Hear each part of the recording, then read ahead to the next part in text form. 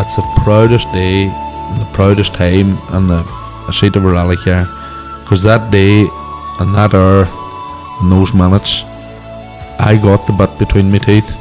You know, I really stood up and was counted and said, this is not getting away. I remember when we pulled on our helmets and Donald says to me, what are we doing? I said, we're going for gold, Barrett. That's all was said. I can still picture that run. That was just the best run ever.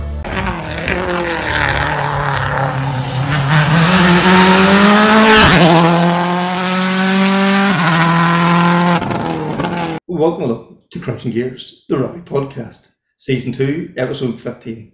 Connor, it's that time of the week again. We're going to talk rallying again.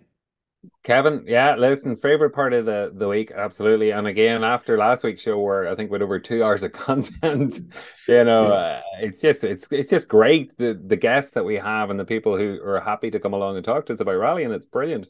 That's for sure. That is for sure. Yeah. I suppose who we've on. This week we have, I was up at Tour de Sperrins. I got a chance to catch up with Gary Jennings and Rory Kennedy. This was the finish run. Also Johnny Greer and Niall Burns. I also got a chance to chat to Frank Kelly. So you can imagine there's going to be some right wise chat there. Also from last weekend was the Plains Rally over in Wales. Catch up with Marty McCormick and Barney Mitchell there. They had a fantastic run, second overall, won their class, and the crack they had seemed to be 90. Also then got a chat to Laura Fury, who looks the coordinator for the Triton Shires National Championship. She's going to give us kind of a lowdown of where they're going into round 3. Also Matt Cotton, then he talks all things BRC, and we go down a bit of a rabbit hole about R2 Rally 5 cars as well, so I thought that was very interesting. And then finally you caught up with Grace O'Brien and Aoife Raftery, and they tell us about their exploits in the year to date. But I suppose, anyway, before we start, please, as always, like, share, rate, subscribe, all those things. You know, you keep doing it, and it's a huge difference, and thank you all very much. But I suppose we really should start with the latest round of the ERC last weekend. Josh McLean blew it all away again, Connor. Oh, listen, incredible. Off the back of a fantastic result in Portugal, straight into Poland. A fast, high-speed event. Some interesting stages that were fairly loose and some massive ruts as well that the cars were getting bogged in. But to be fighting, on the edge of a podium and to be holding Mads Osberg at bay for a good chunk of the rally, just an incredible drive by Josh and John. Yeah, I think John, that team has really pulled together really well now. And this is only the start. They're going to go from strength to strength. They didn't look into this by no manner of means. They were in, the battle for the podium right from, Saturday right through. Just unfortunate incident. I think they had it. Was it a puncture or something on Sunday morning? Didn't it? Yeah, they had a spin. So a spin. I think it was a fourth gear spin that got caught in the ruts. Yeah. But bar that, and which obviously dropped them a couple of places, but bar that, they were there hovering around the podium. Yeah, it's just brilliant, great to see, and the level in that ERC, there's I think was it 30 something R2 Rally 5 cars started the event, so brilliant, great to see as well. We've had Josh on there the last couple of weeks, and he's such a well-grounded, sound young fella as well. You have to be delighted just to see him do so well. Absolutely. Again, and it's all building. It's all, performance after performance, all a solid base now. And again, he's getting recognition. You saw the likes of the Dirtfish picking up a story during the week saying that he's really coming to the fore and they're starting to see the fruits of all the work that he's been putting in. So, fantastic for Josh. I know there's a free seat going in a Rally 1 car in Hyundai, but wishful thinking, but, give it another year or two, and who knows? Who knows is right. And we keep beating this drum, the MA Rally Academy. This is what's putting these stepping stones in place, and we keep saying it, but it's proven it. It's working. It is. Genuinely it is, and the results, the proof is in the pudding. Yeah. 13th in Portugal and 7th in Poland after a spin, and again, the competition in Poland was just incredible. So with ex-WRC guys in the mix there as well as ERC winners, so just you know, and Menny's is a well-experienced driver, didn't keep their nose clean in that event. That's for sure. And you And know, the always with the ERC as well, you always get the local heroes there mixed in along with it as well too. So yeah, I think it's an incredible performance by them. And then we should also John Armstrong as well and the Tangerine, the Rally 3 Fiesta, like a Class 1 performance. Strong times over the weekend. Like what he's getting out of that Rally 3 car, what would he not be doing if he was a Rally 2 car? We know we've said this before as well. You know, like, we're getting a bit like a broken record, but like, John is one of the most phenomenal talents coming off this island. absolutely. Listen, the top Rally 3 car home absolutely trounced the Renault Rally 3 car. You know, John did in the Fiesta, and the finished 20th overall. Just a fantastic result, and again beating R2s. In the process. So I don't know what more you could say. Just an incredible drive. For sure, for sure. And great to see Aoife Raftery out as well too.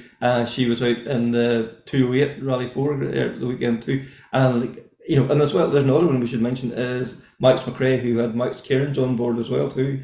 They put in some great times, had a few issues. I think it was electrical issues that was kept them back. But Aoife put in a strong performance her first time at that level as well. Absolutely, first time. First round of the Junior ERC Championship with Aoife is taking part in. So again, it's a steep learning curve. It really, really is. And you know, I chat to her later on about that, and we can get to see what she says, or we can get to hear what she says. But there's a huge challenge there for them too, going out for the first time to be in Poland, and then again first time to be out to Latvia in the next round. For sure, for sure. I suppose, as I mentioned earlier, I was up at the Tour de Sperns. Fantastic event. You know, weather was kind. You know, we talked to Crawford Henderson last week about, you know, the layout of the stages, the drivers, everybody. You know, they were so complimentary towards the stages. Unbelievable. Service area was second to none. Concrete service, a big industrial estate, loads of room around it. It was top class event, I have to say. And everyone I spoke to, and marshals, organisers, everybody was so pleasant. It was just an absolute pleasure and event to go to. I think without further ado, we'll catch up with some of the crews I got a chance to speak to. First of all, we'll hear from Gary Jennings, then Rory Kennedy, then Johnny Greer, into Niall Burns, and then finally Frank Kelly. Gary Jennings, the winner of the Tour de Sperns, the Go Tour de Sperns, we should say, your sponsor. Everybody has to be happy this afternoon. Yeah, definitely. That's why we come here. The Go's been very good to me over the years, so it's good to come and support their event. But I must say, the Motor Club run a fantastic event. The stages are second to none, I think.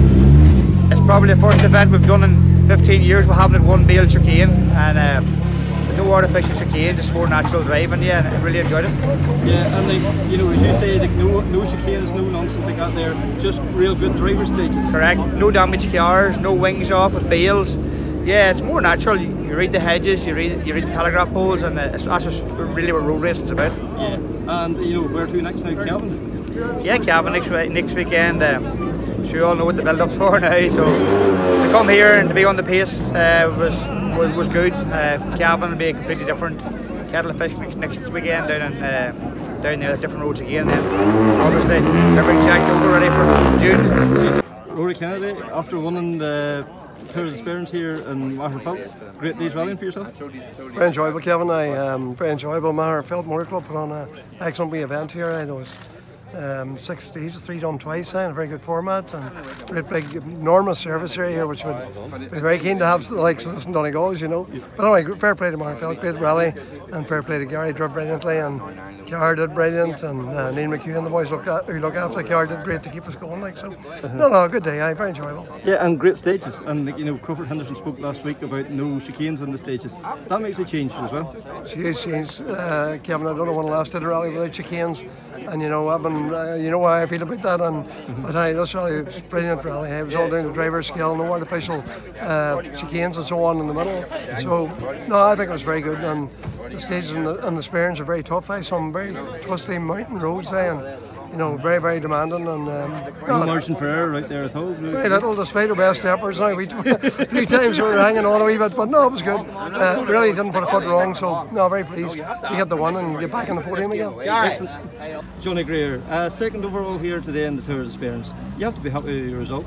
Yeah, happy enough. That was kind of the plan, coming here this weekend after Killarney, just to try and get get some more seat time and get some miles under our belt and stuff like that, and just try and get a bit of confidence back. And yeah, we're happy enough with how the day planned out. Car run well, and the guy's done a fantastic job. I mean, where this car was 3 weeks ago after Killarney to where it is today, it's a testament to the guys, the hard work they put in the last 3 weeks. It's been challenging, and it's been quite manic, but they really did a fantastic job. I can't thank them enough for getting everything here. So it's yeah, I think I was able to get around and take everything. It was nice to get the win for the guys and stuff, but unfortunately that was just a wee bit beyond me today. But no, I'm happy enough for how everything's went, so all good. Yeah, and those stages out there today, the rare brave stages, you had to be committed there, didn't you? Yeah, that was kind of the problem. I was saying there the night a nice wee 3 miler would have been nice this morning just to get the nerves off us. So you were straight into it and straight onto the sort of fast, high speed and narrow stages. So they're really enjoyable. I really enjoyed the rally, but it was just you were just trying to build that confidence back up again. So that was kind of the aim, and yeah, I think it was enjoyable. The few wee moments and stuff that I could have done without, just from trying to get back into it again, but no, it's okay, I'm happy enough. Yeah, and that's the joys of rallying. So the final round of the championship Down Rally, your home event, so all systems go for the Down? Yeah, that'll be the next one for us. Obviously we've Donegal before that is the Tarmac Championship round, and then Down, so I always look forward to it being home event and the club organise it and everything else. So yeah, I think we'll still have to go and get a decent result there because of dropping the score last time out. We're sort of a wee bit one hand behind our back sort of for championship points, but we'll go there and try and get a nice clean run and see where we end up. That's the aim again. Niall Burns, second overall here today in the Tours Experience. Great day's rally? Yeah, great day's rally, and obviously yourself and Johnny are just building confidence back from the crash in Malls Gap in Killarney there, so always good to get some miles and good to get around with no issues, and obviously good place points there for the Northern Ireland Championship too, gets our championship back on track as well, so ticked all the boxes what we came here to do, thank God. Yeah, and the stages out there today, demanding but great stages. Quite technical, like obviously Ruski, we've done it so many ways now, we've never done it that way, we always keep finding new ways to go through Ruski, so yeah, there were challenging stages. Obviously that first 5 mile wasn't the best one for us to get the confidence back again, but no, we got through it, and I think we maybe had 2 fastest times during the day as well, so look, we're happy enough. As I say, we done what we came here to do, thank God. So excellent. And the Northern Ireland Championship, the last round now is the Down Rally in July, so it'll be full steer for it then? Well, Sligo Rally first, more importantly, and then we Down Rally the week after. But no, yeah, we're looking forward to Down Rally. It's always a good event, and look, I think the Northern Ireland Championship's still all to play for now as well. So we put ourselves back in a good position there now, and hopefully now we can get it across the line and down in July as well. Excellent. Have you got one? Frank Kelly, one of the two-wheel drive here today and Go Tour Experience. Fantastic day. Fantastic day. Just sort of a fairy tale, Kevin, to be honest. We would come here this morning very happy to just get round and do no harm and do no damage, take a square escort home. I would have given away a bumper or two, but that's as much as I wanted to do. But to come away with a win, it hasn't sunk in. It's hard to believe. Yeah. And all she needs is a wash now on the way home? A wash, and then we'll head for Limerick first thing in the morning. Yeah. We're going to do that benevolent fundraiser event down in Limerick. Brilliant. I promised them I would go if I was in one piece, and we're in one piece. Here we are. And those stages out there today, real driver stages, like, there's a lot of commitment. Very tough. No chicanes. Very tough stages. No chicanes is always a bonus, so I have no bails to hit. They're very technical. I'm not a technical driver, as you well know. A lot of gravel stage too, but Jesus, nice stages. The club, I have to say, have put on a fantastic event. From the service area with loads of room, hard ground, which organisers don't realise how important hard ground is for us. A park for me last night was fantastic. For lads come up from the south that don't have anywhere to put their car. They thought of everything. Yes, there was a fair bit of road mileage. That doesn't bother me one bit. When you have good stages, the road mileage is not a problem. Yeah, because I spoke to Crawford Henderson last week, and he says that was the main thing was the stages, yeah. The road mileage. Something had to be sacrificed. I would drive all day to get to a good stage. Yeah. There's no point in driving 2 miles down the road for a shithole of a thing. Yeah. So well happy. You can tell there's rally people involved in this club running a rally for rally people. Fair play to them. Have to take my hat off to them. And it all run in time as well too. Yeah, everything was in time. Even Mickey Doyle around the service area, keep it every right and slapping people in the back of the head. Sound man, you can't beat it. You really can't beat it. Great to catch up with the guy. There was a few other videos, but with a few technical issues, and we got lost somewhere in the translation. But so I apologise to the other crews that we didn't get a chance to share their videos there. As I said earlier, the Plains Rally was in Wales here last weekend. Marty McCormick and Barney Mitchell, phenomenal run, second overall, 2 seconds behind Richard Tuttle in the Porsche. You would love to be like a fly, and not a fly in the wall, like a fly in the roll cage with these two guys, because like if it's something like the way they come across on the camera, it must be mental. We should also make a mention: Seb Perez and Gary McElhenney finished second in class, and also Michael McDade and Declan Casey finished third in class as well. Great to see that. So Paddy power to the fore once again. I think without further ado here, we'll catch up with Marty and Barney. Great result. You're bound to be happy after Saturday. Oh, here, definitely, yeah.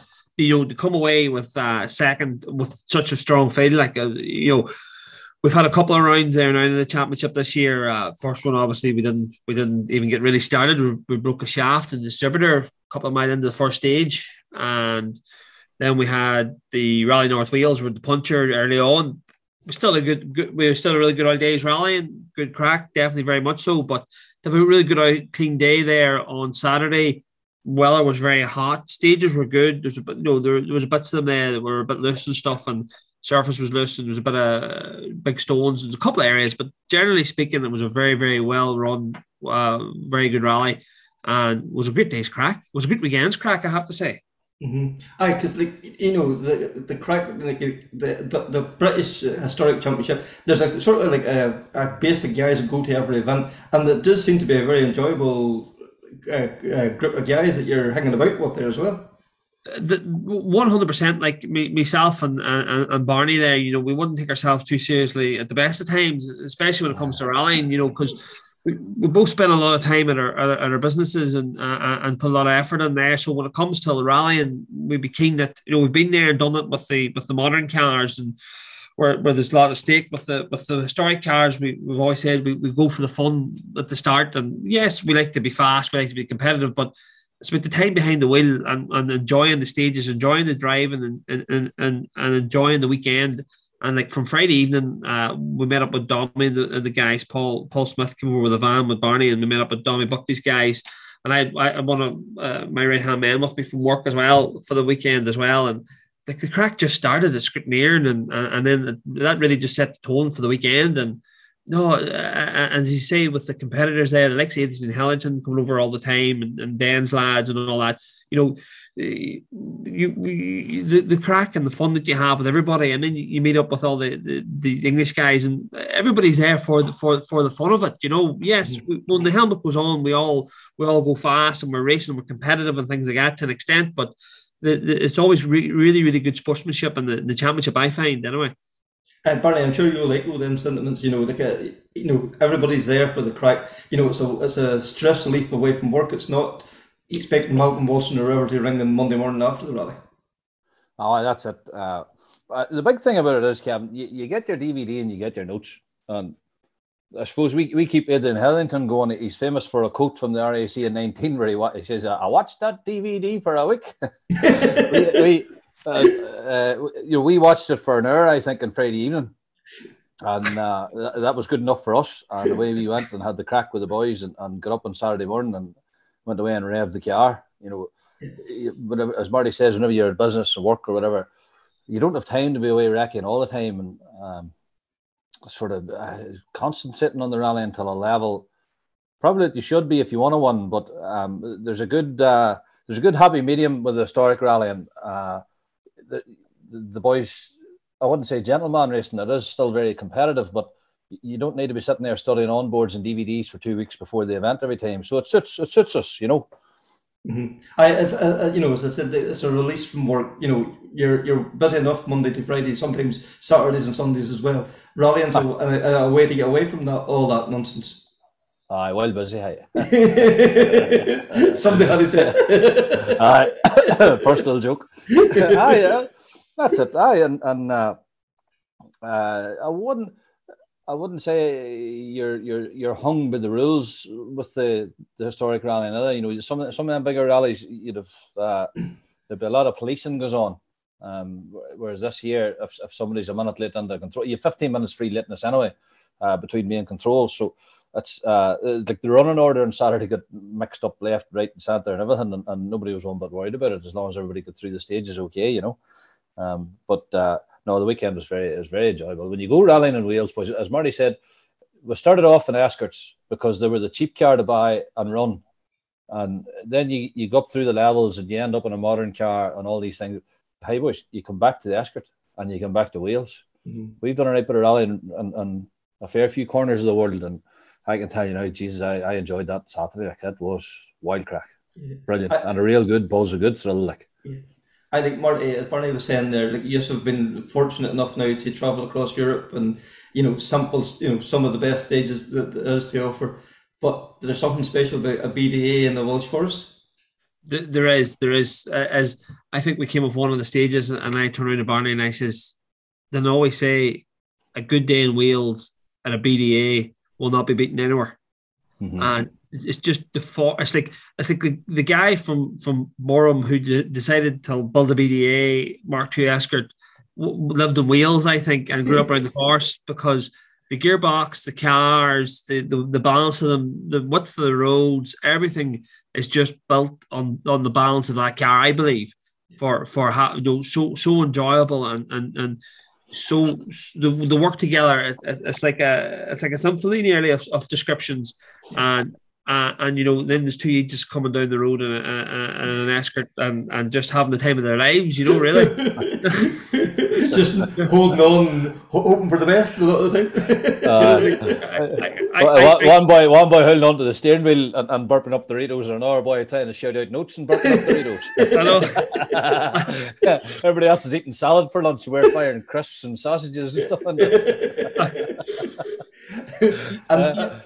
But like the level of competition in that the historic, Barney says, like it's beyond gentleman racers, like Adrian Hillington, Richard Tuttle, all those guys, like they take this very seriously to a degree, as you say, like from the helmets on, it's dog eat dog, does it help you to push yourself on too, when everybody else is so keen? 100%. I think the thing what Barney was touching on as well there is that outside the stage, everybody's helping everybody till get to the next stage. Should it be a part out of your car, if you're carrying a spare part or spare wheel, whatever, it wouldn't matter. Like, between competitors in that championship, they would do anything to help each other. There's none of this, we're competing against you, you're the enemy thing. Not at all, totally opposite. But everybody wants to win between the clock. And I think that's the way it is. And between stages and all them sorts of things, everybody's trying to help everybody else.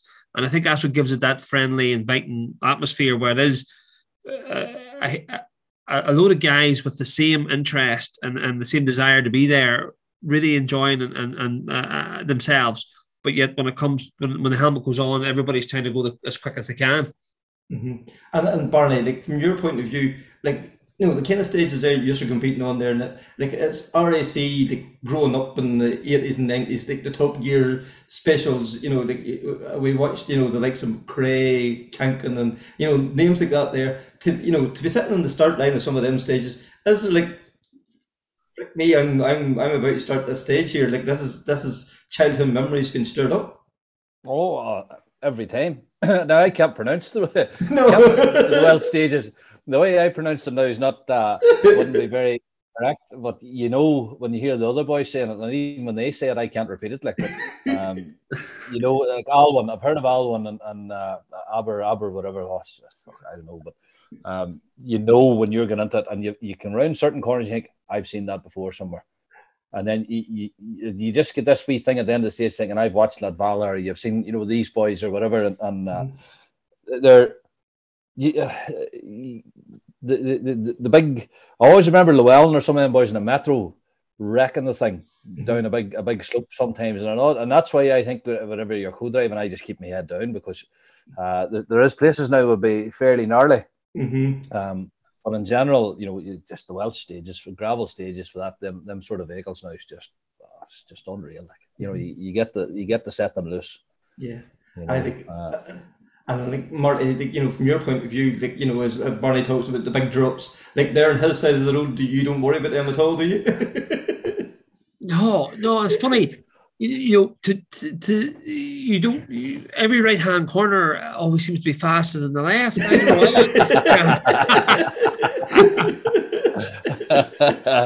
I know what. I'm blocking your view.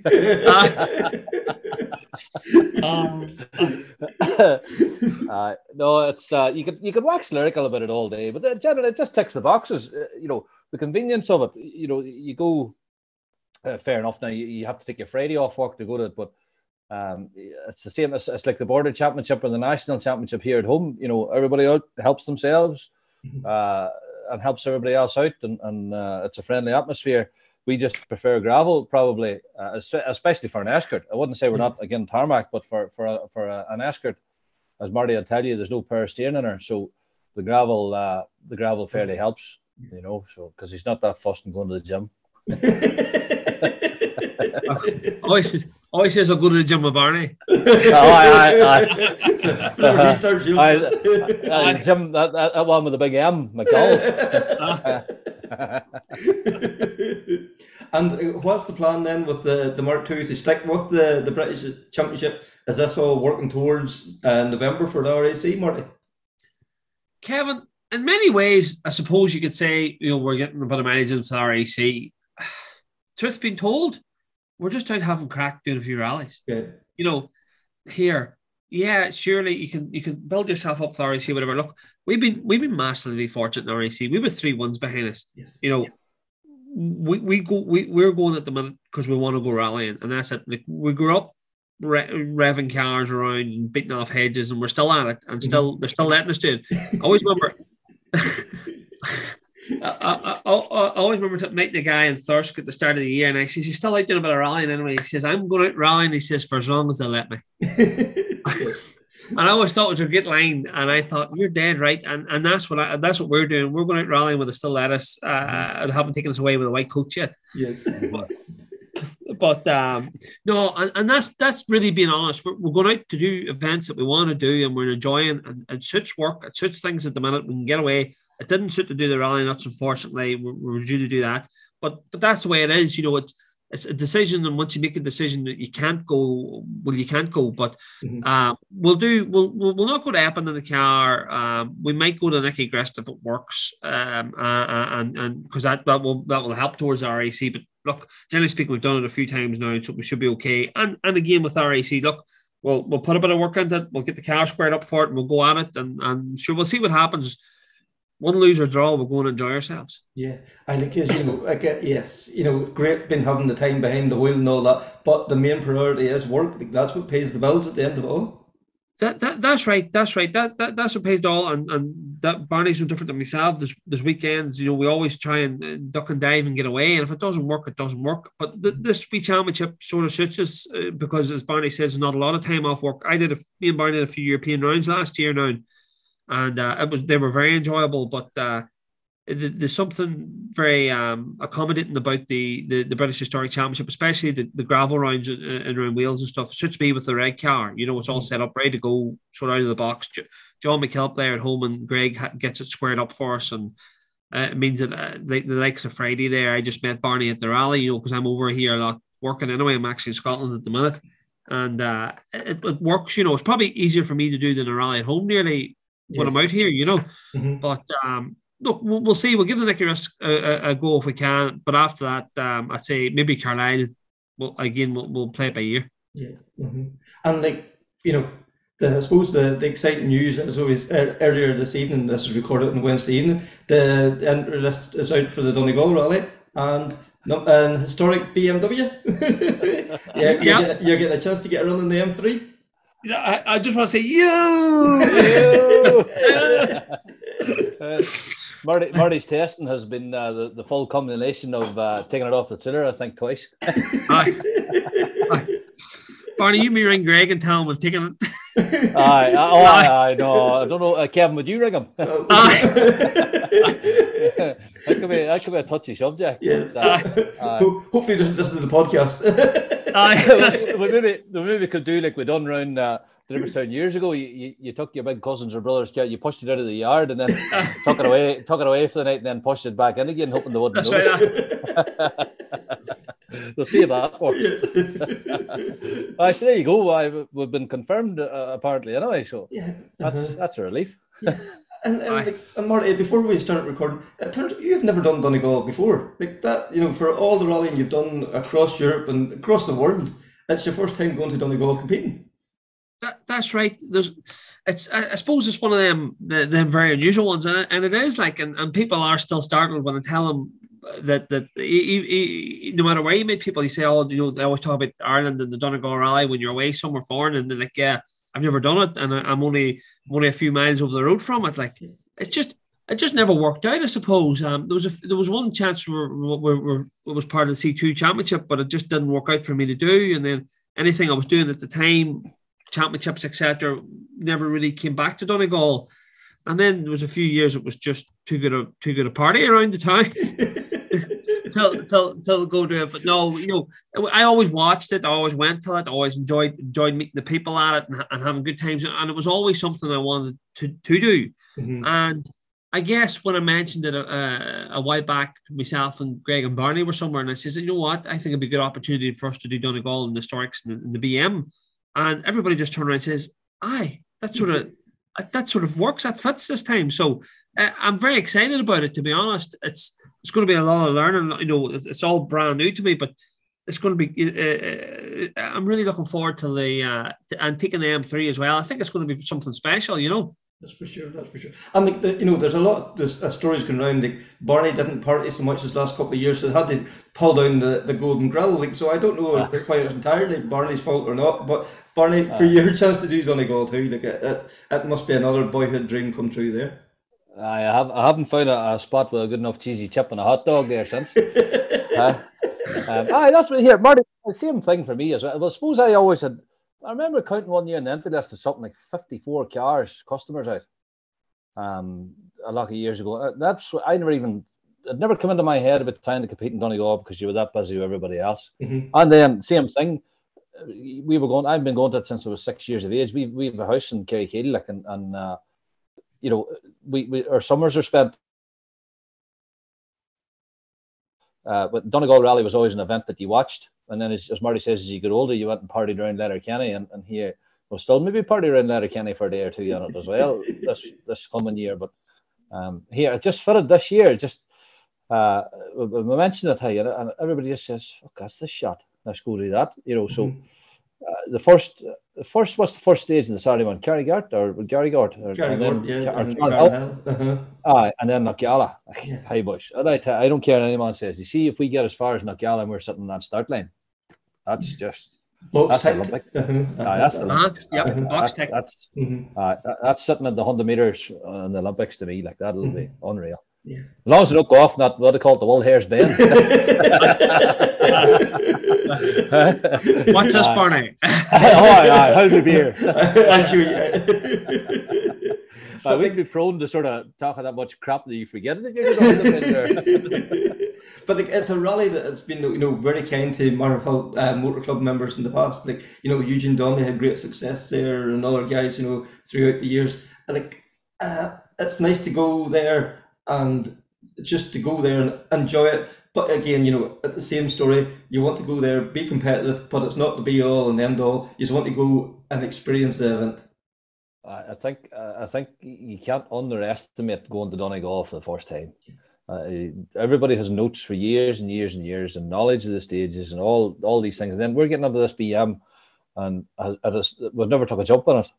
Mm-hmm. Never done any of them things, choppy tar, all them different things that Irish Tar presents to you. They were never known to be a car that was sort of, I suppose, ended up being a competitive car. They never survived an Irish Rally. Once a couple of years was up, that was it. Mm-hmm. So they haven't been developed like an Escort has. So we're not going there expecting to do anything. I know, as we say, first roller rallying boys will look fast, but will not. I can't see us trying to, do anything stupid or push, trying to match somebody that has the knowledge that we don't have. Like, so here we're under no illusion. We're the new kids in Donegal. You know what I mean? Right. And that's the way we're going to treat it. It's getting the opportunity to do your Knockgalla, fan of stages like that. It's like as Barney said there. It's years of experience, perfecting your notes, and and getting the car set up to your liking. Like, it's not going to be the same as French tarmac. Irish tarmac brings its own challenges, Marty. 100%, and we're working with as Barney says, a car that hasn't been developed the same way an Escort has. That's been built by Mats over in Holland. That's been rallied a lot in European events. Has done limited rallies in Ireland, with different customers there. So we're under no illusion. There's going to be work to do here. There's going to be work to do in our half, because.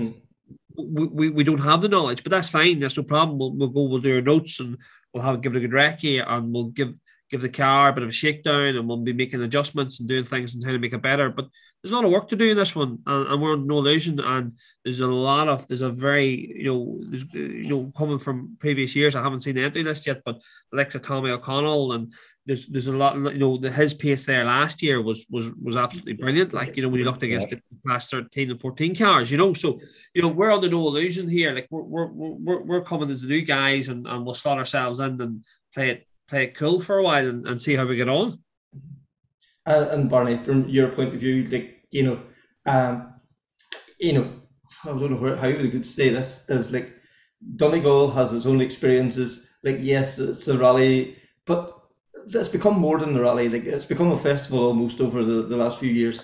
That's Irish rallying. We've talked about this before. Irish rallying needs to take itself out of hiding in industrial estates. It needs to embrace the public. Yeah, and Donegal is your, how would you put it, your page 3 model for that. It's got the glamour, it's got everything that you want, and I hope that I think the club does exploit it, but there's a lot more they can do too if you learn from European events. But here, boys, it's the jewel in the crown of Irish rallying. There is not, Killarney's great and all that there, but Donegal is just, you mentioned Donegal rally to anybody in Ireland. There's probably 30,000 people go to that weekend never see a rally car because it's that big of an event in the town. It's a festival, like, no, it's exciting. Like I'm getting wound up about it. You talk about the RAC and stuff now, but Donegal is going to be a whole new adventure, and it's an hour up the road. Crazy, like it's just I could take you to every junction on every stage to watch the rally without needing a map. Yeah. But yet I couldn't tell you a corner on a stage. Not mad, yeah. So I hope that changes, Barney. Well, usually I can tell you it after we go through it. But it's just that's completely different perspective, like, and that's just it's exciting, like. Yeah, and like to wrap up then, Marty, I suppose, like, do you still get that same buzz, like, going to like a new event like Donegal? Will you get the buzz, like, this is something new, this is something different? Like, does it still push your buttons at this stage? I suppose that's what I'm trying to say. I am generally really excited about Donegal because it's one of them things that we've said before. We're going to do it, and now we're coming to the point, right? We're going to do it, and we're going to do it in a special car. I think in an unusual car, and that whole spectacle of doing that rally, as Barney says, pulling up to iconic stages and pulling off the start line with thousands of people lining up in the Cala and Atlantic Drive and places like that. There, like, it's going to be a massive learning experience. But when you treat it like that and go and enjoy it, that's when you get the benefit out of it, So yes, like even back till Saturday there, like, we come off like the first or second stage, and Matt Cotton was sitting at the end of the stage, and I was just like, what else is there? Like, this is amazing. And that was me in a car that I've been driving since 2007. You know what I mean? That we've done, I've done minis in RAC, and we've managed to somehow won 3 of them in it. Like, and I come off a 6-mile stage in Wales and went, wow, this is unbelievable. This is some day, like, you know what I mean? What a day. And I'm getting that same feeling getting ready for Donegal. So what's it not going to be like when you pull off the start line? Well, lads, thank you very much for taking the time. It's been a pleasure, and we'll be keeping an eye on you in 3 weeks' time now at this stage. So. That's right. Can you not make it 4? I could do smuggle on a weekend there yet. Thanks for listening to us waffle on, Kev. No worries. Thanks, Kev. It's a pleasure. Can't believe it's Marty's first time doing Donegal. I've been there when Greg did it years ago, but gee, I can't believe it's Marty's first time, and can't wait to see them in the Beamer.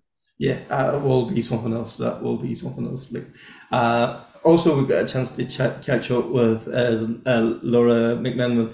Like Laura is registered for the championship round 3 now. Calvin at the weekend. Connor, the national championship's looking really strong this year. Like it's, Josh and Callum there fighting for overall honours. The modified is just out of this world. Right down throughout the classes. That's Absolutely. Listen, when you take the top 20, it could be the top 20 of an international. Like it's phenomenal. Like it really is cracking. And again, it's close to Donegal, so it's a chance for people to come out and do a bit of a test and get the car set up before Donegal as well. So, hence partly hence the cracking entry, but generally the national championships been really attractive this year. That's for sure. That is for sure. And touch wood, the weather forecast looking very good for Sunday. So I think we're in for a real treat come Sunday. So I think absolutely, I'm looking forward to the battle between Mark Alcorn and Daniel McKenna. Oh yeah, that will be interesting for sure. That is for sure. So I think without further ado, we'll catch up with Laura and get her thoughts on Calvin. This national championship, it keeps going from strength to strength every year. Yeah, Kevin's good to be on. Yeah, the championship really is taking off now. Last year we had a fantastic year, full entries all around, and a great buzz, and it was great to be back rallying after the pandemic. And thankfully this year has taken off with a bang as well. And so far we're only 2 rounds into the championship, out of the 8 rounds. And yeah, so far so good. It's the interest is back as good as it was last year, if not better, and the battles are definitely taken off there now at the minute. That's for sure. And there was always the fear that, the first year back after COVID, people had been cooped up for 2 years, there'd be a huge interest and then things would start falling away. But if anything, it's got more popular this year. Absolutely, yeah. I think, thankfully, because last year the interest was there, it definitely seemed to build a momentum, and everybody just wanted to get back. And as I said, we weren't suppose sure what way it would go. Last year did take off. Was things going to settle down again? Was people going to go back and maybe money start to run out? But thankfully it hasn't so far by the looks of it. And yeah, like even the amount of people and the interest over Christmas and then to the New Year, people just wanting to get the information. Registrations were flowing in long before, we'd say, the end of January. We had registrations in the first round, wasn't until March. So it was fantastic to see, and the interest just was phenomenal. Yeah. This year, so it's great to see it. And the amount of crews it has registered, it must be record levels, because right from number 1 right to 151, and beyond with you talked there about the reserve list, that speaks volumes of the level of where the championship's at and where it's going. That's it, yeah. We've well up over the 300 mark, if not more, and then juniors and historics included then, registered. So it's absolutely fantastic to see it, and it's really this year the championship is going from strength to strength. Last year we focused a good bit on social media and got as much out there as we could, Facebook and Instagram and Twitter, and then obviously this year then we've added interest then of the YouTube show then with Killian and the team, and it's definitely taken everything up to another level, another interest, and just everybody seems to want to be involved, thankfully, and it's just really got the buzz out there. Definitely, and we should touch on that coverage that Killian and the guys is providing. It's it's a rally program for rally people, because it has a bit of everything in it. It's mixing, and it's not just the top crews to concentrate on. The clubman and the class runners. Everybody gets a shout through it. Absolutely, yeah.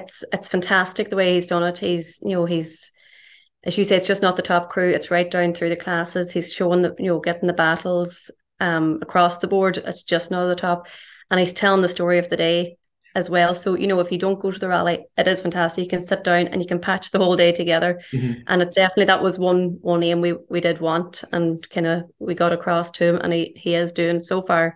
With the first 2 rounds, the 2 programs were fantastic, and it's really just it's lifted the championship to another level again. It's absolutely fantastic. Absolutely.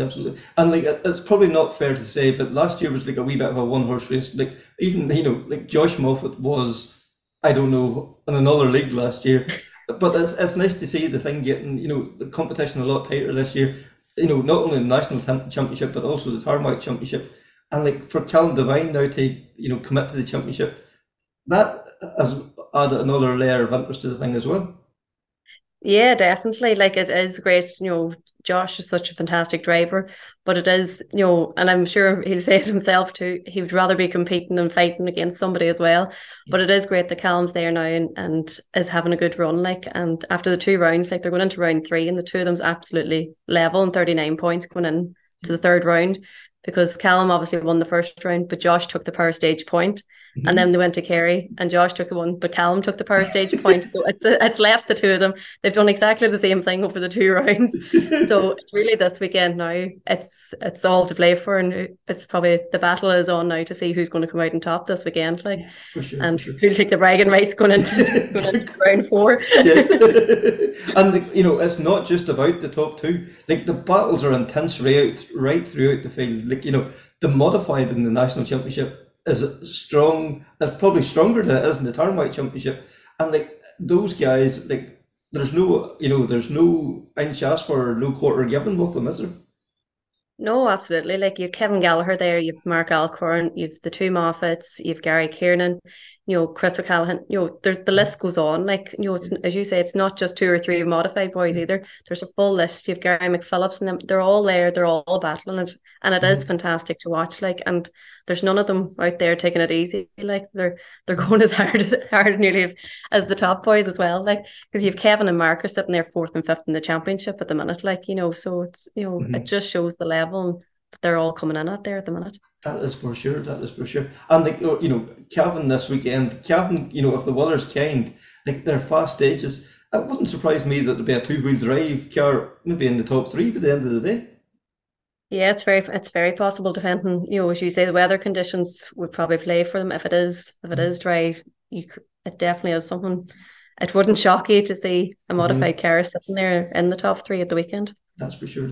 And right through all the classes, the juniors, the historics, the national championship caters for all those there, and they all have their good days out and the good days fun. Yeah, like right across. I was just looking there earlier on this evening. Just from all the classes, every class is so well supported, and there's no class really walking away with one person taking control of it. The top 3, 4, some of the classes right down the top 5, 6 are within points of each other. Like it's really, really closely contended. The juniors there, with 5 or 6 juniors there competing this year as well, and they're all nipping in around each other. And the same historics there. We've 3 fellas there this year now that seem to be committing to the championship, and it's great to see the likes of them out as well. But as I said, right across the board, all the classes, they're so welcome. Filled up. Like there's so many registered in each of them. There's no class there that's going to be any way easy. Like no, there's nobody walking away with it. And then Cavan this weekend, all goes well. Where do we go to next then? So after Cavan, then we have a break for June, and then we're down to Ravensrock on the 2nd of July, and then we've Sligo on the 16th of July. We go then in August to A&C is on the 13th of August, Clare Stages Rally on the 24th of September, and then the Fastnet on the 29th of October. So we break for June, and then back with a bang for within one. A double attack in July. Exactly. So it's good. Like I said, it's hard to believe at this stage we are only two rounds in. It feels like we've had a few more, but there's been so much rallying on. So it was nice that we were able to kind of take that break, and for the month or nearly 2 months realistically, because it was the start of April. I suppose we were right last. We've kind of had a 7-8 week break really. So it's nice now back. Kind of suppose realistically for everybody it's a pre-Donegal. No point denying it. So that, and then you have once Donegal is over, we're back into full attack then every month, and the good few rallies. So hopefully we'll see out the year then, and the numbers will stay as they are. Excellent. And we talked before we hit the record button here about the rotational system. It has really revitalised the championship. Absolutely, yeah. It's I suppose everybody has their pros and cons in it, but for us, for a championship point of view, the clubs that are involved each year, we can really put a good focus on them, a good push on them, and it's proven to work. The entries are full. The clubs are starting full entries. I know there's a reserve list, and people aren't getting maybe aren't getting on or getting going at the weekends or whatever. But at the same time, I suppose the clubs are benefiting because they're not maybe starting 90 or 100 cars, they're getting their full field. So, that has to be a help. But at least then, when we had different rounds or more rounds involved, some rallies weren't getting then the full support because maybe they were close to another rally. And then they weren't, the classes were getting mixed up and boys weren't doing one round, whereas at least they're kind of committing. They know of rallies there. That's what's running for the year. And I do think it is beneficial. I know, as far as I know, I think, they probably will relook at it. I know it was the main aim was to get it back up to help the clubs after COVID. But I do think it is beneficial. The clubs are benefiting and, it is definitely keeping the buzz in the rally and it's keeping the entries up. It's just keeping the whole thing flowing, I think, realistically. The numbers are there. Yes, people are not, switching off then maybe come, July or the championship's getting over at this stage. Well, that's it, because they're not doing it. Yeah, because they're not doing a whole pile of rallying. There's only the set number of rallies there, and that's it. They're not picking and choosing between too many. And then, as you say, come June, July, that's it, and they kind of scatter off. So it definitely, to me, I personally think it is beneficial, and it's proven. It's proven that it's working. Numbers, we can't complain anyway in the championship because our numbers have been phenomenal, and it's just it really has given the buzz back that we didn't know. As I said, I think I said last year, we didn't know what way it was going to go. What way was the championship going to pick up at all? After the break, and it was fantastic. Like when we got the sponsors on board and got everything up and running. When we took the focus, we said just social media last year, just to get up and going, and it proved a point. And then to take it up another level then this year, and the interest, like I just couldn't get over the interest over Christmas and stuff like that, of people ringing, looking for the information, so early, which give us then the good boost then to go and sit down and get another push on then to get this year up and going. For sure. And you just mentioned your sponsors there. Like you've had some fantastic sponsors over the years, and like without them, rallying's impossible, so it'd be nice to give them a name check now.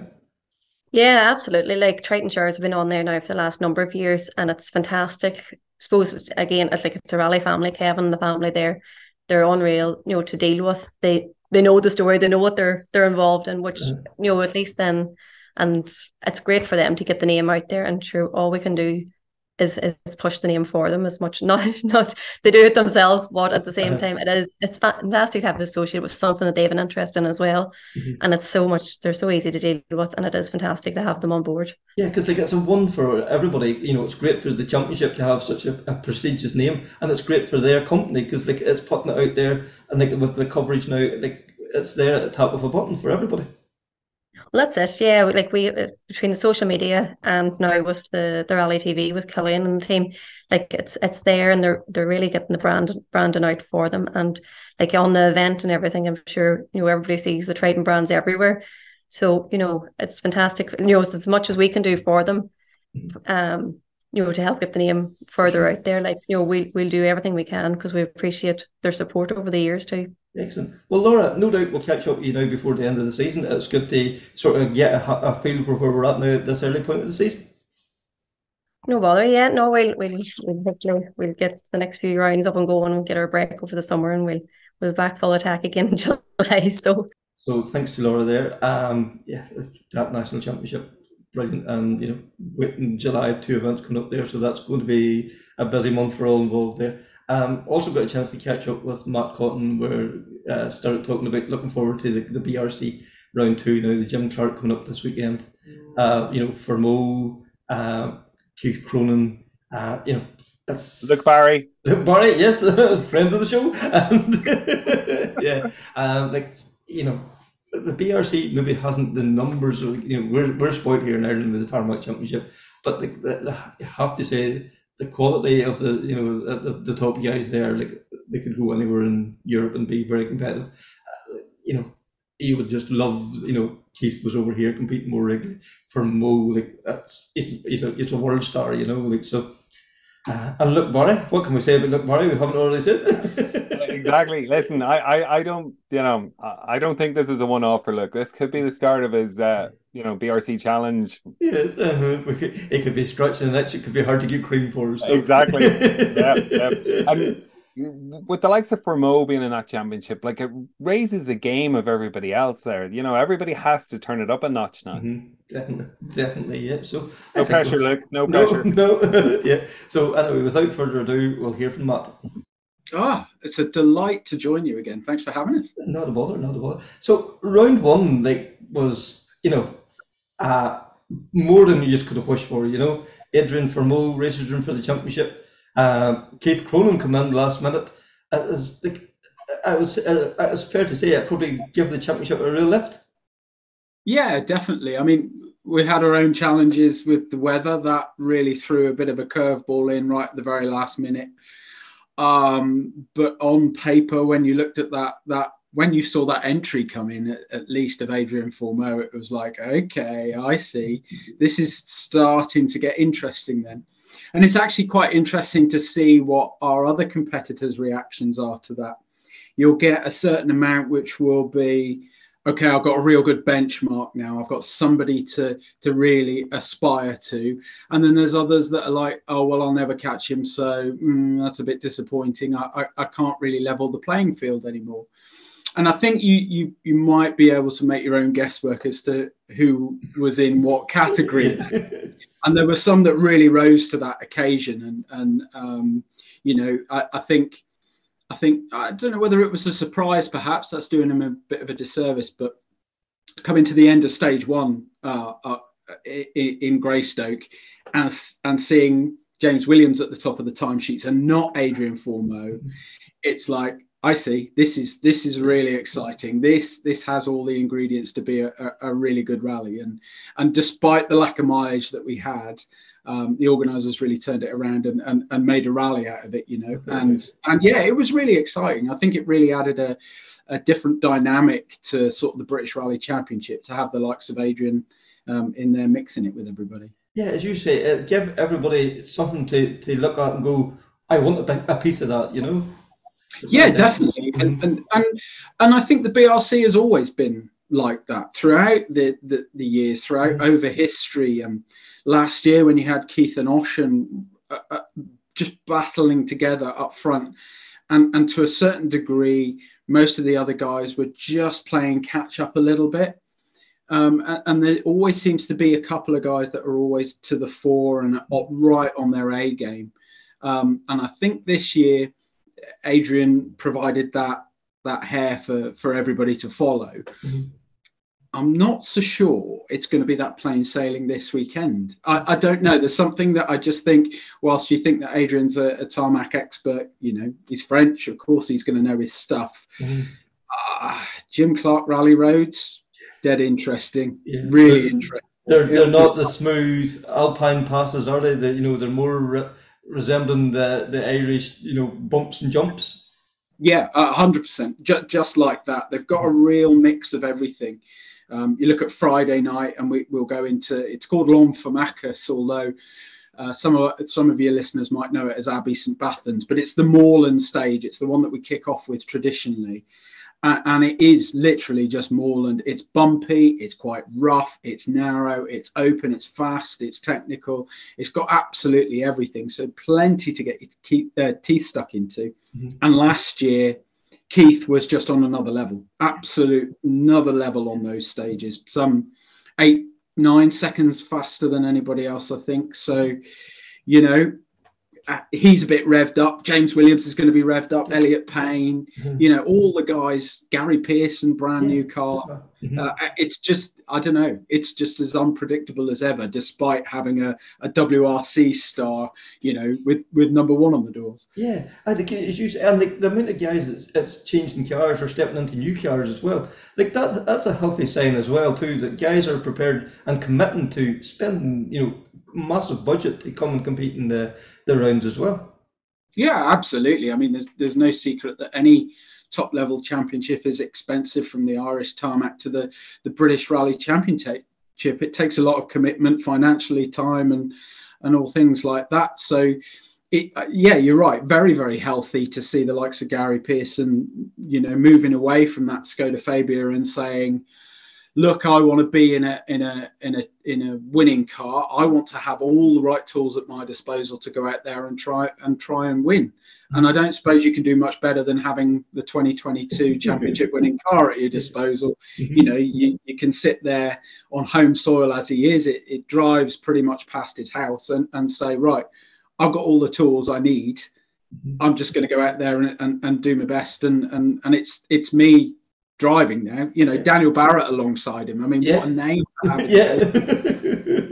Yeah, like there's no high places now at all for Gary this weekend, really, is there? No, it's always difficult. I guess you could say there's the pressure's on him, really, and he'll have a lot of expectations from everybody at home, no doubt. So, you know, I'm not adding any extra pressure to Gary, but yeah, he's got everything he needs. Melvin Evans Motorsport, what they don't know about winning rallies, it's not worth knowing. So, yeah, another one to watch. Add it to the list. Yeah, as you say, the list expands and expands. You know, you can start rhyming off names, and you'd be sure to forget someday as well too, because you know the strength and depth starting to come back again as well. Yeah, it is, and I think Rally 2 has offered that, and I think, you know, at a world level and a European level, you see the healthiness of the Rally 2 cars and the desire from people to want to be in Rally 2 cars. When you see the likes of Gus and Oliver sort of stepping down from Rally 1 into Rally 2, that to a degree they don't see that as a backward step. And I think to have Rally 2 at the forefront of a national championship, I think that's a really good sign. I think it just gives everything a little bit more of a togetherness, and it gives people a little bit of hope to say that they can, if they want to, they can step from that national level straight into Europe or in the WRC, as Ocean Price proved last weekend, that he can make that transition from one to the other fairly seamlessly. And it provides great competition and okay, it's still expensive, but yeah, motorsport isn't it? Yeah, I think you talked about the stepping stones there, like that. You know, I'm a firm believer now too, and that's the Rally 2, Rally 5 thing, because it's going back to the old days of almost the 70s and 80s. The car you had, to do, you could take it and compete in any rally from your local clubman event to around as a WRC. It's not down the route of like these monsters, like there's only maybe 10 and ever built kind of thing, that these R5 Rally 2 cars, you can go out and buy them off the shelf almost. Yeah, definitely. The same car that, I don't know, let's say Gary Pearson will be in, we were talking about him earlier, that Polo, you can take that car and you can drive it into Europe in a couple of weeks, and you can go and contest the WRC or the ERC in that very same car and be at the top level of that category. And I think the symmetry is important, and I think the FIA pyramid is, it's critical for maybe the RASNs to be looking at that and making sure that we are aligned wherever we go and wherever we are in Europe, because it only really helps the competitors, and it only really helps the national championships to flourish. And okay, the BRC is, we'd love more cars, we don't hide behind that fact, but what we can say is that the competition is absolutely epic, and I think that's down to the quality of driver, but equally it's down to the category being right. Yeah, I think because Ireland shows that in abundance. Like we were at the World Cars up until 2015, 15 or 16, and like you had 2-3 guys. Now going into rally, we have 10-12 guys there that it's well capable of winning. So like I fully agree with you there. The R5 Rally 2 car has revolutionised the way that we think about rallying now. Yeah, definitely. And I think you see a lot of commentary on social media about, perhaps the WRC top level should be WRC 2 plus, and is there an argument for that? And I guess that's one for the FIA and the manufacturers to have a fight about. But I think it's hard to argue against currently when you, as you say, when you look at those entry numbers in Ireland, you look at those entry numbers in the UK and in Europe. I mean, 42 Rally 2 cars on WRC, was it Portugal the other week? I mean, that's just mind-boggling, absolutely mind-boggling, but it shows it's healthy. It does show it's healthy. And as you said, like, you know, Gus Greensmith and Andreas Mikkelsen, it's not a step down, because the level that them, you know, the guys that they're competing is, you know, maybe not as sharp, but it's not blunt by no manner of means. Like, they're not stepping into these cars and, you know, running away with it. No, and in some cases, depending on the surface and on the event, if you do look at the time differences between Rally 1 and Rally 2, there's not that much in it. You know, for the sake of a bit of noise and a bit of presence, I guess, on the stages, if you were stood stage side between a Rally 1 car and a Rally 2, I'd say there's some occasions where you probably wouldn't be able to tell the difference. So, you know, it's a winning formula. I sound like a car salesman. I think I'll go and give Mr. Wilson a shout and see if he needs anybody to sell something else. But, like, you know, we as rally fans, we love close competition. You know, like, we get as much enjoyment out of, like, you know, two guys in a 1 litre car competing head to head as we do. Like, you know, yes, it's lovely to see the world car with their wings and their cracks and the pops and the bangs. But, you know, if the Rally 2 Plus was a thing, within 6 months, it would be equally as fast, if not faster, and we would love it every bit as much. Yeah, I mean, nothing excites me more than seeing a really close battle. You know, you get to the end of the stage, you're counting up all the timesheets, you're looking at the stage coming in, and you've got tenths or a few seconds between somebody, and the jeopardy of that is what creates the buzz for me personally. And I guess that's part of you know, the role I do, and maybe the stage end reporting that I do, but you know, you do see that on quite a few events, and it just turns, it can turn a really dull rally right around just by having that, you know. And as I say, rally 2 certainly, you know, that does create that. I know people, when you're fast, but I do think that Rally 2 and R5 have created that spectacle really for us all. That's for sure. That's for sure. And, like, two guys that, you know, you've helped be promoting over the last few years, Eamon Kelly and Josh McLean. Like, what, you know, Josh in particular, the last 2 weekends, he has just, my goodness, has been phenomenal to watch the times coming in. I'd love to know what he ate for breakfast. Look, that's doing him a disservice.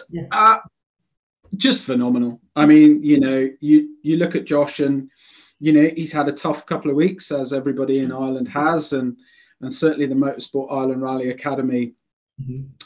Craig's passing certainly hit them all hard. Craig was an instrumental part of the academy and the growth and the nurturing of the talent inside that. And you know, I don't suppose it's any secret that Craig and Josh were close, but he's come out of there fighting. He's opened that door. He's jumped into that car and he's grabbed hold of it and said, "Right, I'm gonna go and do what I need to do." And you know, when you see him battling with the likes of, I mean, Mads Osberg, you know, when you're looking at those names, you're looking at the likes of Mads Osberg, who must have been over to Poland before, the other guys that are Central European that know what Rally Poland is like, what the stages are like, what the surface is like, what it's, you know, what it's like on the second pass. Josh jumps in feet first, no idea, no clue, never been to Poland before, and he's knocking on the door of a top 3 time in the European Rally Championship, which, as I say, has just got an absolute wealth of top class drivers in it. You know, absolute hats off to him. It was a sensational performance, and it was bloody lovely to watch last weekend. For sure. And, like, Eamon done so well the previous weekend in Portugal. His 3rd rally in an R5 Rally 2 car. Like, we kind of forget how limited of experience that Eamon has to do what he was doing. Like, he was setting top 20, top 25 times all weekend, except he had a few wee issues, you know. That's Where's he go? Absolutely, he'd done what, 2 gravel rallies in an R5 before. He did Cambrian Rally last year in the Polo, where he got a podium actually, and then he did the Malcolm Wilson, and then he jumps into that level of event. And I think that's the great thing about the academy.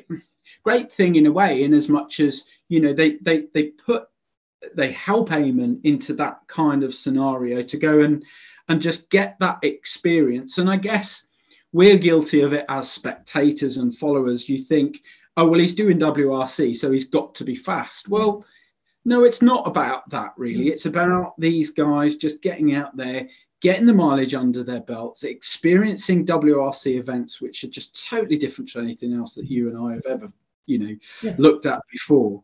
And it is a bit of a pedestal that I guess that they're on because they're in that environment. But, you know, he had such a mature approach to that. He just went about his business. He wasn't really looking at anything that anybody else was doing. He was just soaking up the atmosphere.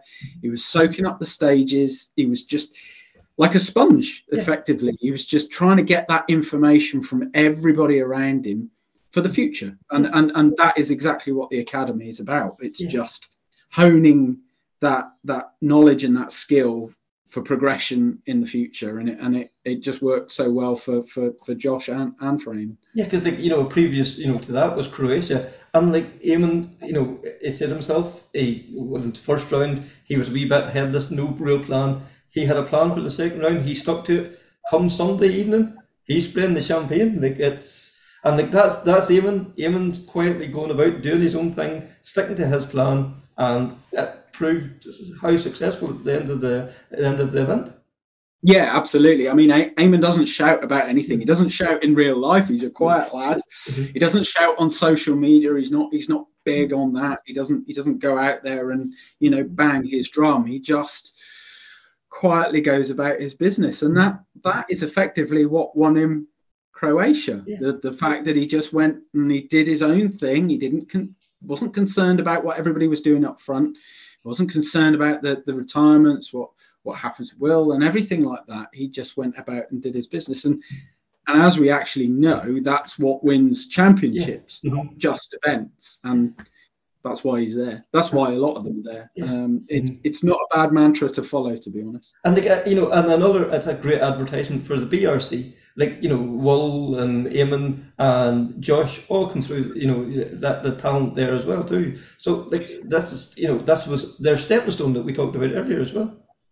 Yeah, and I think that is the junior BRC is still, you know, we've had it confirmed by team bosses in the WRC. It's still a focus of them that they look at for emerging talent. For, you know, we could go down the list. You know, John Armstrong, look where he is, Rally 3 at the moment, helping Ford develop the Rally 3. He came through the junior BRC ranks. You've got Callum Devine, junior BRC, James Williams, junior BRC, Josh, Will Crichton, Eamon Kelly.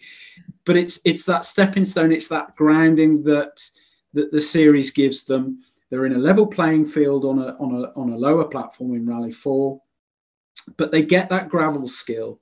They get that tarmac skill. They get that pace note writing experience.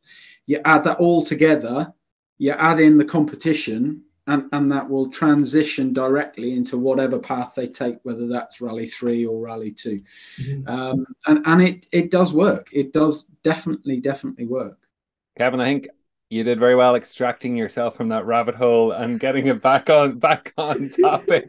And, you know, again, the BRC, the likes of Eamon and Will, it's proof that they're, you know, you can go through that, and it's a stepping stone onto bigger things, particularly on the junior WRC side of things. And speaking of stepping stones, what do you call it again? Back to the work of the MI Academy, I caught up with Aoife Raftery and Grace O'Brien, who were both competing at the weekend. So you both had a busy weekend, and you both separately had a busy weekend. Aoife, you were in Poland. Grace, you were in Belgium. And just want to have a chat and see how you both got on. So Aoife, I'm going to start with yourself. How was your weekend? Yeah, it was a brilliant weekend. So we did our first round of the Junior European Rally Championship. That was in Poland. No, we really happy with how it went. It was a tough week, but it had its challenges, and we were really happy to get to the finish of such a tough rally. And you were competing in the 208 and you were on hand-cooked tires for the first time. Did you notice any different, or how did they contrast? I think normally you're on Pirellis, is that right? Yeah, so it was our first time. We've used Pirellis before, as our first time using the Hancocks. I suppose the conditions were a lot different, as well as the tires that we were used to. Never competed on a surface like that, so they were both new. But no, we were happy enough. So we got a test and we had our shakedown, so we were ready then for the rally when it came. And I was watching some of it online over the weekend, and obviously saw some of the pictures from the stages. Like, some of those stages were cutting up pretty deep. How was that? Was there a challenge there for you in that? Yeah, definitely. Like, the stages are very, very fast, and I think you can see that as well. But the ruts were, and especially on the Sunday stages, they were really deep. So we just had to manage, because in the front wheel drive car, we go after all the R5s, and especially on the second pass, the ruts were really deep. So it was just making sure that, we maintained the car and we got to the finish as well. But yeah, it was really good to experience that. So, Grace, you're taking part in the Stellantis Cup this year, and is that completely Belgium based for yourselves? This year it is. We're going to be based predominantly in Belgium, but there are different championships within the Stellantis Cup across different regions in Europe. So they have a championship based in Portugal and Spain. There's a separate championship based in France. So you can actually jump between the different championships. But as I say, we're based solely in Belgium this year. So we're just back from the Saisons Rally, which is round 2 of the championship. And similar to IFA, a very different surface, something we're not used to in Ireland, and the fact that it was a mixture of tarmac and gravel. And the gravel over there is like marble, it's like ice. So it was very, very difficult to manage. We were actually keeping an eye on, I suppose, IFA in the ERC, and we were looking at some of the tracks that you were having to plough through IFA, and we thought we were ploughing fields in Belgium. Not a patch on what IFA had to actually plough in Poland. So very different experience again for us. And Grace, when you are competing abroad like that, what are the challenges for you? Well, for us, it's very definitely the different surfaces. In Ireland, as we know, the tarmac here is very unique to Ireland. And even the gravel rallies in Ireland, the south can be different to the north. But even the Saisons Rally itself, the Belgians were remarking that this is quite a unique surface, quite a unique rally.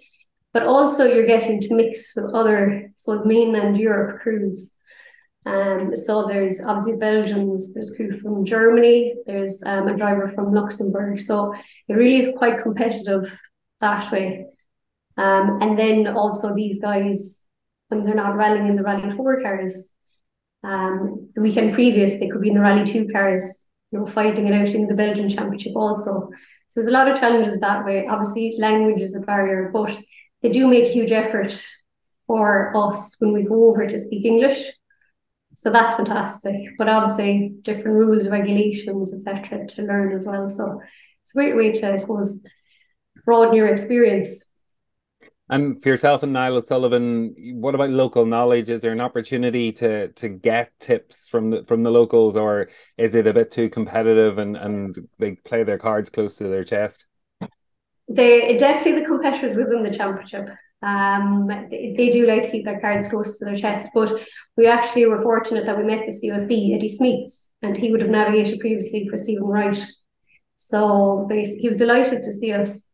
As were the rest of the Belgians. They're always delighted to see the Irish, but basically sat down and had a quick chat with them and said, right, Eddie, you know the lie of the land here. This is your local rally.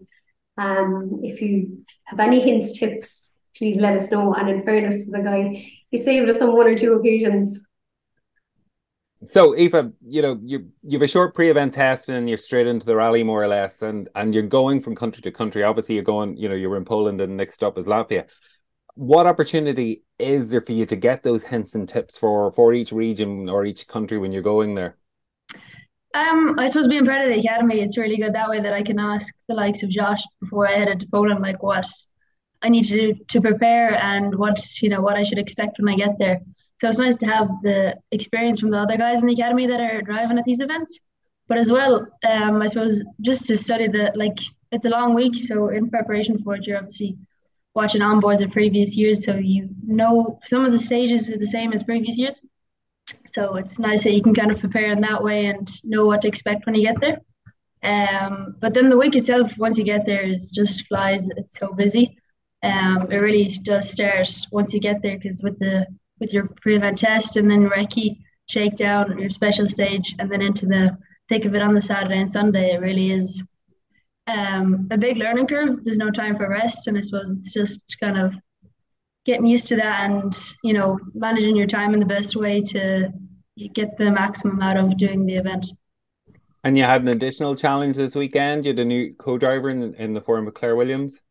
Yeah, so Claire sat in with me for the first round. So that was another learning curve as well, because that was our first rally together. So it was a combination of new things, but it was a good experience to just try and build on it and continue and keep progressing for the rest of the year.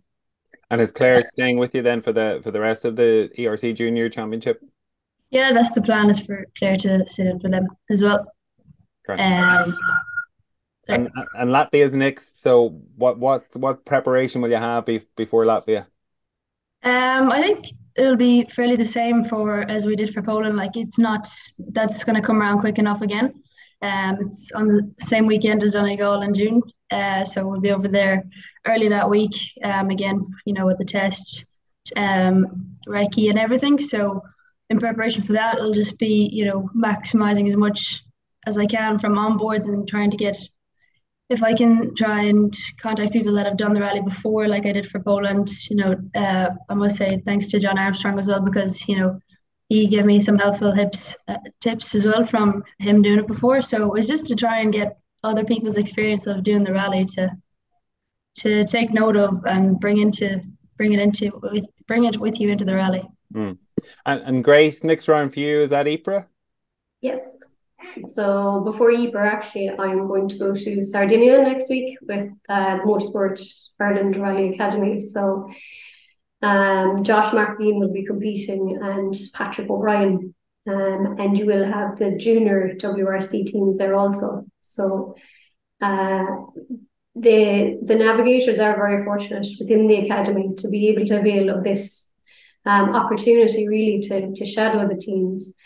And give help where we can to Aoife or any of the drivers that are out in these events. And it's a fantastic insight for us then to see on the ground, basically, the work that goes in, but also what's required at that level. And it's a fantastic opportunity. And when I was in Croatia, I saw some of the MI Academy people there, and the experience that we're having with Owen and Connor and that. And Ronan as well. And so from first hand, I've seen kind of especially the networking opportunities that it creates as well for all of you in the academy. Absolutely. And I think like this week, it's become obviously news is broken that both Lorcan Moore and Ronan Comerford are now 2 of the 5 drivers in the world selected to sit with 5 of, I suppose, these up and coming motorsport stars. And that's a huge credit to the academy. Both, the caliber of navigators that are coming through, but also the work that's going on in the background from our mentors and the team. And as well, on a world stage that's coming through now, we have a very good base in our academy, covering all the basics: nutrition, social media, fitness, I suppose working with a performance coach also. So they really do see what's going on in the academy, and it's all extremely valuable experience and lessons we're learning and getting us out to events. Then it's not all classroom work. We're there on events, helping the teams and stepping in where we need to. And I suppose that work is going on obviously at that FI rally star level also. So I suppose we're almost, I won't say one step ahead, but we're definitely seen as a potential asset to those drivers.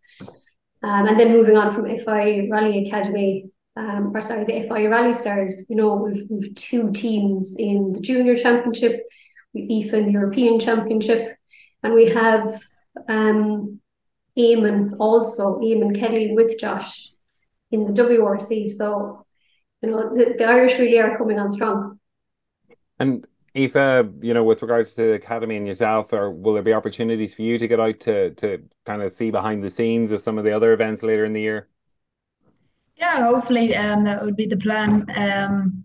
Just to, we did that in Spain at the end of last year. Just to go out and we did the recce and we watched how the whole process works and the level of the level of commitment that's put in by everybody on the team, from the mechanics to the boys, the drivers, the co-drivers, the team behind the whole thing. The commitment levels there is serious, and it's good to be able to, as part of the academy, to go to these events to see, for the likes of when I went to Poland, what to expect and just to be prepared for all of that, because it's a huge step on competing at such a high level. And just out of curiosity, Claire Williams is obviously UK based. Does that present a little bit more of a challenge for you with regard to building that relationship with Claire, or will there be opportunities for you to compete outside of the RC together so you can build that partnership? Yeah, well, hopefully we'll do a few rallies outside of the European Championship. We haven't selected them yet, but that will be the plan, to do a few just to build on seat time and experience together. We have spent a lot of time doing practice recce with each other just to get to know how we work as a team, and so for Claire to understand how I make my notes, so that when we got to Poland we knew we had a program in place and we knew how it was going to go. So yeah, but it's important that we keep building that relationship, because in the care it worked really well in Poland, and you just need to have that trust with each other in the care. And Grace, with regard to Ypres, is that a new event for yourself, or have you been there before? It's actually a new event for myself. I know my dad, he actually went out and did Ypres with Niall before, and Dad's done Ypres almost, I think, 2 decades ago at this stage. But no, brand new event. And I actually can't wait, because it is around the British Rally Championship also. So we won't be on our own, basically. It'll be nice to have a few more crews out there, a bit of crack, but it'll also it'll showcase obviously a bit more of the talent we bring across to Europe. And it'll also help us evaluate our pace. But no, I can't wait to get going out to Ypres. It'll be good. And have you, within the cup that you're doing, have you kind of got your benchmark or your target? You know who you're matching yourself with, or who you're looking at, or watching closely to see what your speed's like? Yeah, there's definitely 2 front runners. Julian Wagner, he is definitely the pace setter. Then again, the weekend previous, he steps out of a Rally 2 car and steps into the Rally 4 car. And then there's Marianne Griebel, also a very quick guy. But within the championship, there's another driver, don't ask me to pronounce his surname, Hugo. He was previously in 2012, he was competing at world level in the Rally 2 equivalent cars then. So he was involved in the Rally Shootout. So he also brings a lot of pace to the championship. And then, you have guys just taking the step up into the Rally 4 cars. So a driver, Tom Hendricks, he's actually Thierry Neuvel's half brother. And he competes as well. So, there's a lot of guys in there, a lot of different experience levels, but definitely a lot of quick guys inside that championship. And Aoife, for yourself, obviously just 1 round completed of the junior ERC, but do you have kind of a marker now that you're aiming at, or is it still maybe that would be after Latvia? Yeah, I think after Latvia we'll have a better idea. Just the level of competition there is seriously high, and it's great to be able to compete with the lads in that competition, because it's only going to bring me on quicker as well. The pace is seriously quick out there, and especially in Poland, the commitment had to be there as well, because the stages are naturally so fast anyway. So no, it'll be good to see in Latvia how we are going again, and seeing that hopefully we'll be building on our pace, and that we can have a marker going to each of these events. So, Aoife, obviously, there's an awful lot goes on behind the scenes to get everybody to these events and get them prepped in advance. Like, the MI Academy. I'm amazed every week when I hear the stories and what goes on behind the scenes, and I'm sure for you being in the middle of it, it must be phenomenal. Yeah, it's absolutely unreal. It's amazing to see the amount of hard work that each person behind the Motorsport Island Rally Academy put into it, and to see the outcome is brilliant, especially when, like, competing at Poland, the recognition the Rally Academy got out there from both myself and Josh competing there, where Josh had a fantastic result.